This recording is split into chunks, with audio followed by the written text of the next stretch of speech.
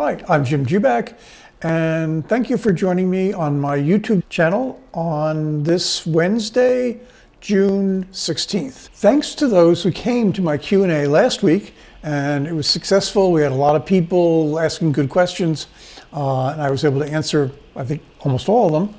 So we're going to do it again. Exactly when, I don't know, but not too far down the road. Okay, so if you want to see more of my stuff, portfolios, picks, etc., go to my free site, jubakpicks.com.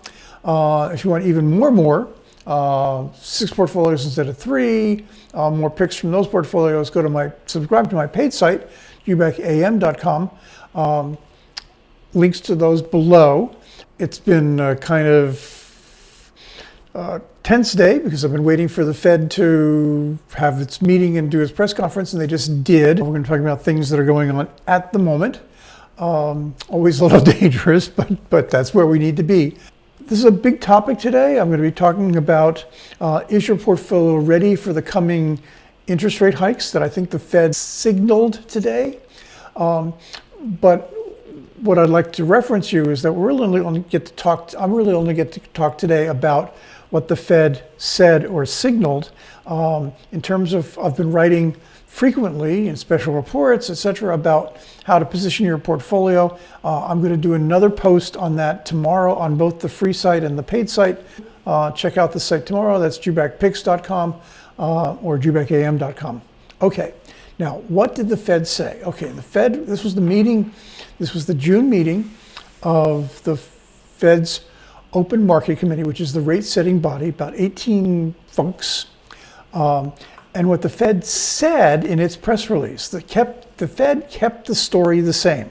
What the Fed said is inflation has risen, largely reflecting transitory factors. And what the Fed has been saying over and over again is the spike of inflation that we saw to a 5% annual rate in May is just temporary. Don't worry about it. It's going to drop back down. It's a result of glitches in the supply chain because of the pandemic, blah, blah, blah, blah.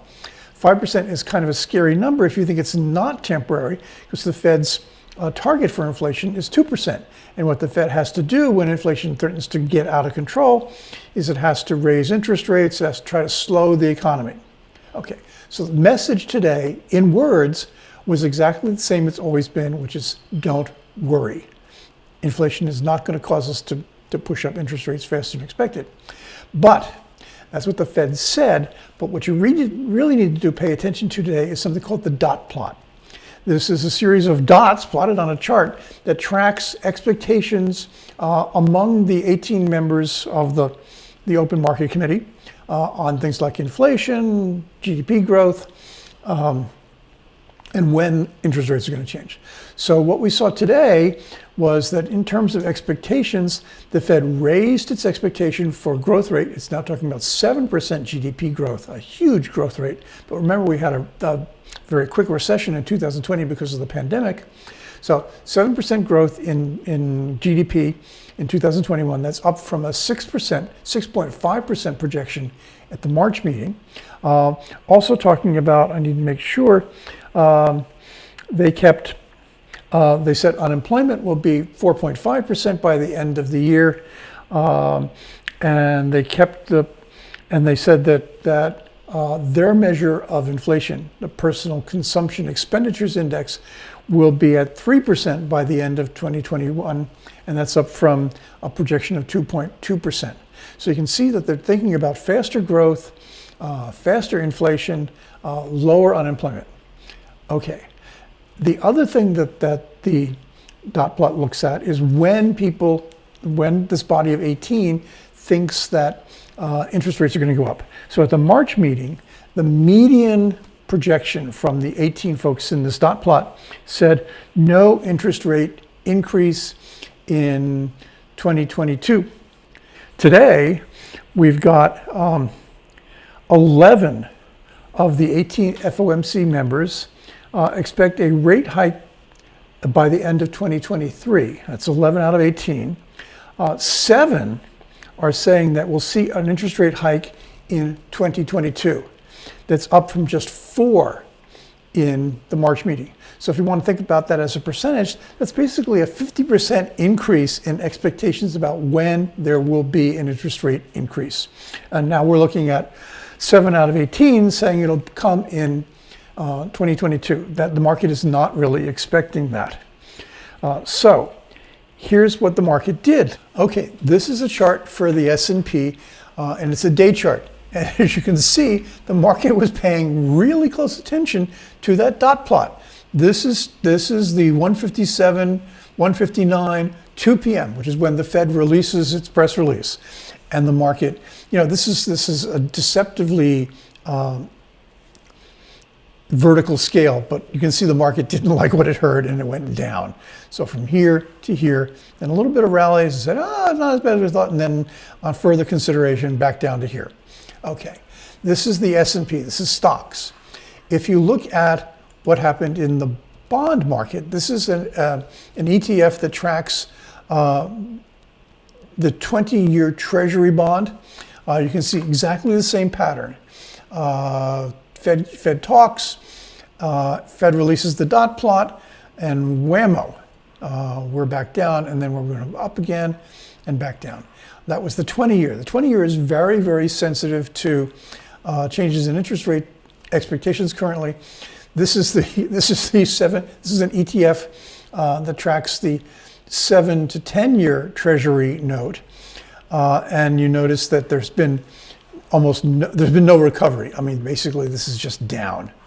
What's interesting is if you look at these two ETFs on a longer time basis, this is the 1-year chart for the 20-year bond ETF.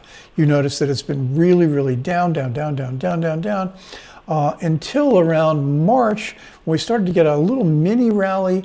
Rates basically held steady, moved up a little bit. I think mostly on technical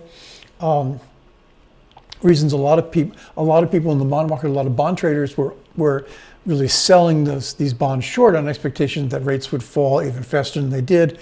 They were forced to cover. That's why we got this little rally here. You can see the same thing going on in the 10-year, down.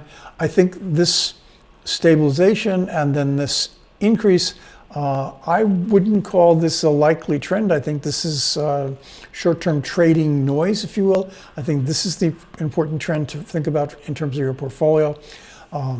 This is not a good chart if you're looking at owning bonds and being a dividend income investor, or if you are thinking about investing in stocks. So one of the things to think about when you're trying to figure out what to do with your portfolio, which is what I'm going to post tomorrow. One of the things to remember is that the time it takes for the market to turn around on a story is directly related to how long the story covers.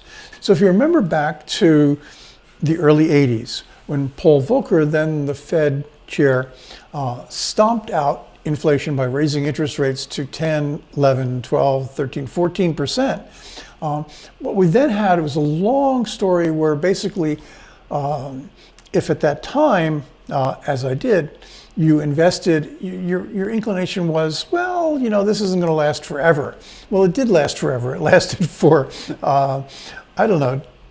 30 years of constantly falling interest rates.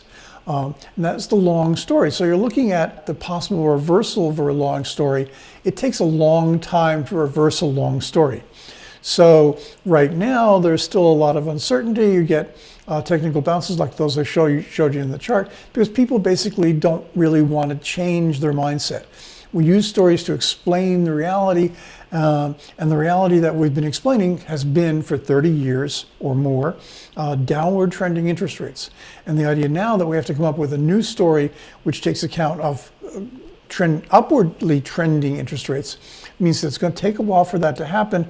You've got some time to organize a portfolio around this new story, around this new world, but don't expect to see it immediately mirrored in the action of stocks and bonds.